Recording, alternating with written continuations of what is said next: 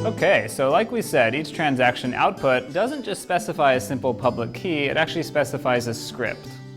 So what do I mean by that? What is a script and why do we use scripts? In this section we're going to talk about what the Bitcoin scripting language is and why script is used instead of simply assigning a public key.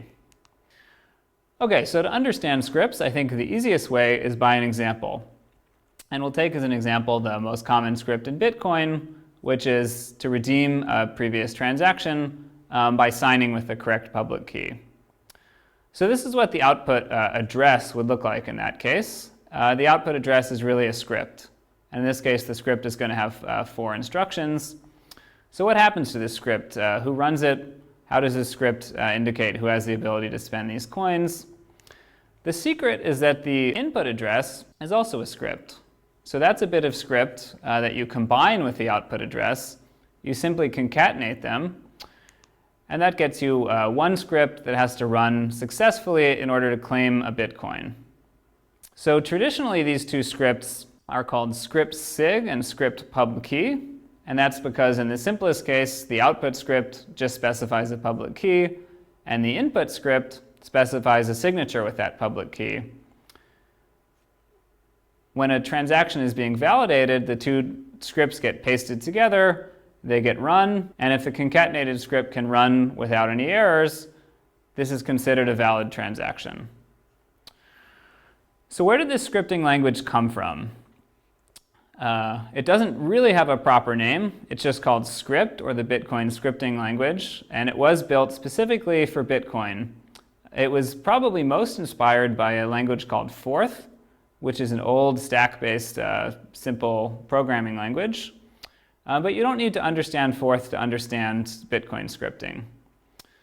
The key design properties here were to have something that was quite simple, quite compact, but yet had support for pretty sophisticated cryptography. So there are special purpose instructions to compute hash functions and to compute signatures and verify signatures. And this is a stack-based language. And you may have never seen a stack-based language before in your life, but I'll explain on the next slide what that means and why that was chosen. So there are a lot of limits here that are important to keep in mind. In particular, there are no loops in the Bitcoin scripting language. Every instruction is executed exactly once in a linear manner. So if you look at a script, just based on the number of instructions in the script, you know exactly how long it might take to run and how much memory it could use. So this is not a Turing-complete language.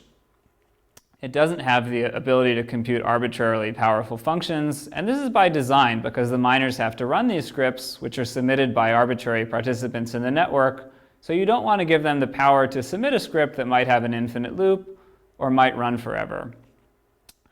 And since it's not a Turing-complete language, we don't have the halting problem. You can look at any Bitcoin script and be sure that it's going to terminate within a finite number of steps, which is just the number of instructions that are in that script. Okay, now the fun part. We're going to look at a specific Bitcoin script and exactly how it's executed. This is the same example as before. This is the most common script in Bitcoin. A script where the sender of coins simply specifies the public key of the recipient, and the recipient of the coins, to redeem them, has to specify a signature using that specified public key. So the first two instructions in this script are simply data instructions, like I said, and these are the signature and the public key used to generate that signature. And these were specified by the recipient in that script sig component or the input script. So executing data instructions is easy in a stack-based language. If you see data, you just push it onto the stack. And that's the only interaction with memory that you have in a stack-based programming language. There's no variables, there's only a stack, so the only thing you can do to write data to memory is to push it onto the stack. So after we've pushed those two values onto the stack, we're going to start executing the second half of the script, which was specified by the sender of the coins. So this is the script pub key component of the script. And now we're going to start to actually manipulate some of those values on the stack. So this duplicate instruction, opdup, says simply take the value that's on the top of the stack, pop it off, and then write 2 copies back to the stack. So we're just going to duplicate that public key. The next instruction, hash 160, says take the top value on the stack and compute a cryptographic hash of it. So this top value is going to be converted from the public key into a hash of the public key.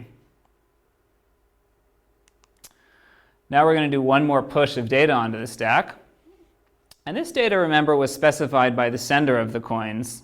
So this is the public key that the sender specified had to be used to generate the signature to redeem these coins. So now at the top of the stack we have 2 values. We have the hash of the public key as specified by the sender, and the hash of the public key that was actually used by the recipient when trying to claim the coins. And we'll just run this equal verify command, which just says, are the 2 values at the top of the stack equal? If they aren't, an error is going to be thrown and the script will stop executing. But we'll assume that they are. We'll assume that the recipient of the coins actually did use the correct public key. That instruction will consume those 2 data items that are at the top of the stack. So now we're left with 2 data items on the stack, a signature and a public key. And we've already checked that the public key was the right public key that was specified by the sender of these coins. And now we want to check that the signature is actually valid. So this is where the power of the Bitcoin scripting language really comes into play. There's one instruction here that lets you verify a signature. So it's easy to write scripts that do signature verification without calling any special library to check the signatures. That's all built into the Bitcoin scripting language. Now, one thing I haven't told you is what is this actually a signature of? What was the input to the signature function? And it turns out there's only one thing you can sign in Bitcoin, which is an entire transaction. So this check sig instruction is going to verify that the entire transaction was successfully signed. So in just one go, hopefully the check sig instruction will pop those remaining 2 items off of the stack, check that the signature is valid. And now we've executed every instruction in the script. There's nothing left on the stack. And if we haven't had any errors, the output of this script will be a simple yes. So every Bitcoin script can only produce 2 outcomes. It can either execute successfully with no errors, in which case the transaction is valid. If there's any error while the script is executing, the whole transaction will be invalid and shouldn't be accepted into the blockchain. So a little bit more about the Bitcoin scripting language. It's very small. There's only room for 256 instructions because each one is given 1 byte. And of those, 15 of them are currently disabled, so you can't use them at all. And 75 of them are reserved, so haven't been assigned any specific meaning yet, but might be instructions that are added later in time. So there's a lot of the basic instructions that you'd expect in any programming language are going to be there. There's basic arithmetic, basic logic like if and then, throwing errors, not throwing errors, returning early. And finally, there are crypto instructions, like I said. So there are hash functions, instructions for signature verification, and there's a special, very important instruction for multi-signature verification. That's called check multisig. So this, even more powerful than checking just a single signature with 1 instruction, Bitcoin actually lets you check multiple signatures with 1 instruction. So with multisig, you specify n public keys, and you specify a parameter t, or a threshold. And for this instruction to execute validly, there have to be at least t signatures, t out of n of those public keys that are valid. So we'll show some examples of what you'd use multisig for in a second, but this is quite a powerful primitive that in a compact way in the Bitcoin scripting language, you can express the concept that t out of n of these public keys must sign in order for this transaction to be valid. So there's an important bug here. There's a gotcha, which has been there since the beginning of time, which is that in the original implementation of this, the check multisig instruction actually pops an extra data value off the stack and ignores it. So this is just a quirk of the Bitcoin language. It's something that in programming you have to deal with by putting an extra dummy variable onto the stack. And at this point, it's considered a feature in Bitcoin in that it's not going away. The costs of removing it are much higher than the damage it causes, So this is just a fun bug that everybody in the Bitcoin community gets to live with.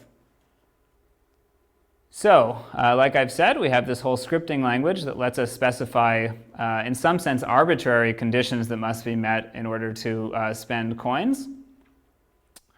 But as of today, this isn't used very heavily. So if you look at the history of Bitcoin and look at what scripts have actually been used, the vast majority, 99.9%, are exactly the same script, which is in fact the script I showed you in our example of a script execution, a script that just specifies one public key and requires a signature for that public key in order to spend the coins. There's a few other things that have some use. So multisig gets used a little bit, and there's a special type of script called PayAScript Hash that I'll talk about in just a minute. But other than that, there hasn't been too much creativity in terms of what scripts people actually use.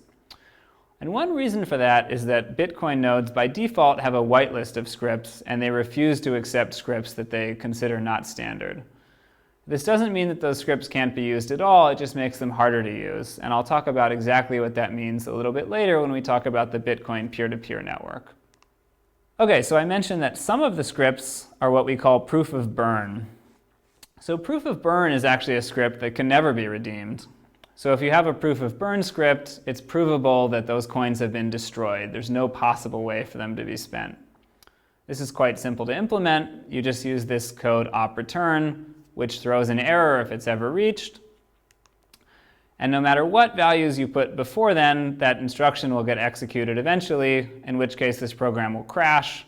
The data that comes after op_return is never going to be looked at, so this is an opportunity for people to specify arbitrary data in a script.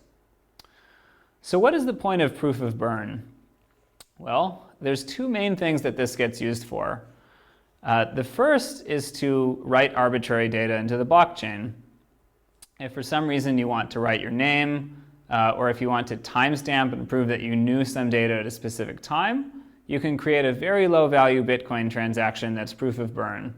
So you can destroy a very small amount of currency, and in exchange you can write whatever you want into the blockchain, which should be kept around forever.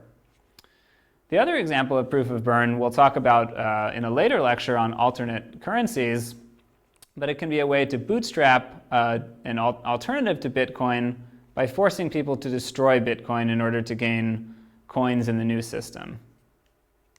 So one thing that's funny about this is that the sender of coins has to specify the script exactly. So this might be funny if you're a consumer, you're shopping online, you're about to order something, and you say, all right, I'm ready to check out, I'm ready to pay, tell me the address where I should send my coins. And the retailer came back and said, oh, well, we're doing something fancy now. We're using multisig. We're going to ask you to send the coins to some complicated script. You might say, I don't know how to do that, that's too complicated. As a consumer, I just want to send to a very simple address. So in response to that problem, there's a really clever hack in Bitcoin, which is that instead of having the sender specify the entire script, the sender can specify just a hash of the script that is going to be needed to redeem those coins. So this looks like the sender specifying a very simple script, which just hashes the top value on the stack and checks to see if it's equal to the required redemption script. So the receiver of those coins, all they have to do, it looks like, is just specify the right script, and then this transaction will verify. So the basic script is very easy to satisfy here. The receiver just has to specify as a data value the value of the script that whose hash the sender specified. But after this happens, a special second step of validation is going to occur, where that top data value from the stack is going to be reinterpreted as instructions, and then it's going to be executed a second time as a script. So we see there were two stages that happened here. First, there was this traditional script which checked that the redemption script had the right hash, and then the redemption script will be deserialized and run as a script itself, and here's where the actual signature check is going to happen. So this is called PayAScript Hash in Bitcoin as an alternative to the normal mode of operation, which is pay to a public key. And the reason this was so complicated is that this was added to Bitcoin after the fact. This wasn't part of the initial design specification. This is probably the most notable feature that's been added to Bitcoin that wasn't there in the original specification. And it solves a couple of important problems. It removes complexity from the sender, so the recipient can just specify a hash that the sender sends money to. And it actually has a nice efficiency gain, as we'll talk about later, since miners have to track the set of output scripts that haven't been redeemed yet. The output scripts are now as small as possible with PayAScript Hash, because they just specify a hash, and all of the complexity is pushed to the input scripts.